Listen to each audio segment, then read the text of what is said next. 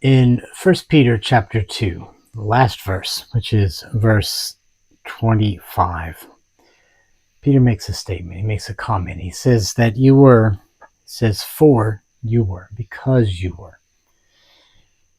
You were like sheep going astray, but have now returned to the shepherd and overseer of your souls. So what's he talking about? This follows a whole section where he talked about Jesus' example that he left for us. And Jesus' example was when he was mistreated, he didn't mistreat in return. When he was cussed at, when he was beaten, he didn't try to get back. When he felt disrespected, he didn't disrespect and try to get the back of the person or get ahead. This is the example that Peter is telling us we are to follow.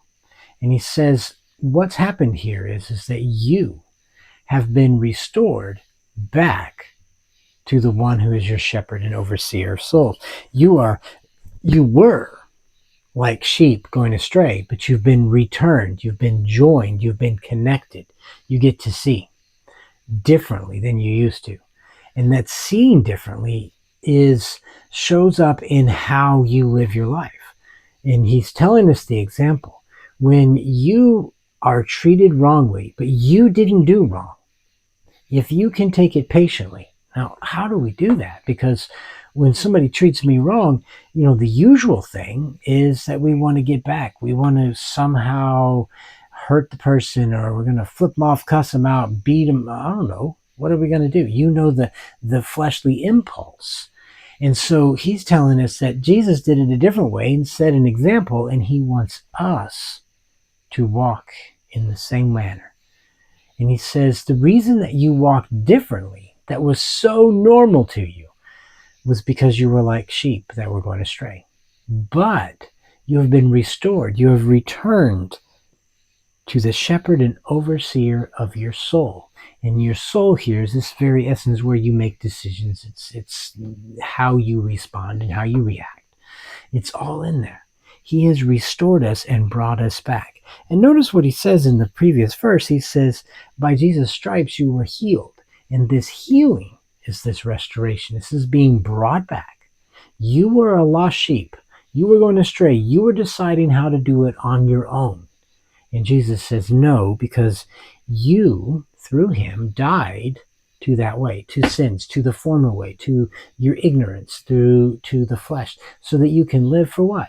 And just look at verse 24. So what he says, you might live for righteousness, because by his stripes you are restored, you are healed. Yes, healing is physical healing, and it's that is all wrapped up in that. But even more importantly, the breach that occurred back in the Garden of Eden is healed, and you are restored back to identity and purpose. Notice what else Peter says previously in chapter 1. He says that you have been, verse 13, in which we talked about the other day, girding up the loins, and rest your hope fully upon the grace that is to be brought to you at the revelation of Jesus Christ. When you see him, you know him, so that you can actually see this example and walk in it. As obedient children, not conforming yourselves to the former lust. And as obedient children means that I'm going to listen to him, I'm going to follow him, I'm going to copy and do according to his example. Not conforming myself to the former lust, as in my ignorance. This is what he's talking about in chapter 2 and verse 25, when he says you were like sheep, you were ignorant, you didn't know, and you went astray, and you followed after the wrong things, trying to decide for yourself. But now you have been restored to the overseer and shepherd of your soul, the one who loves you, who guides and directs you. And what do I have to do?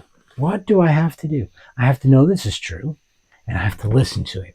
And that was the thing in that about being obedient children. Obedient children listen to their father. They listen to their parents, and they follow their direction, and they attend to their wisdom and their words. And Peter's telling us, Jesus is your shepherd. You were a sheep that was without a shepherd because you thought you could shepherd yourself. But now Jesus is shepherding you. What do I have to do to be shepherded? Pretty simple. I have to listen. I have to follow. I want what he has. And elsewhere, Peter talks about desiring him, like in growing, because I feed upon his word and I'm following after him. This is a complete change and transformation. And he gives us new mind, which produce new thoughts, which gives us new direction, so that when somebody treats me wrong, when I didn't do anything wrong, I have committed myself unto him who judges righteously, not the person who is not judging righteously, but to God who does. And I can have the patience of Jesus in that situation, just as he did. And that's what I'm called to. I'm not a sheep that's gone astray anymore. I've been called back and restored to my shepherd, to the one who watches over me, who loves me, and whose love I can never, ever be separated from.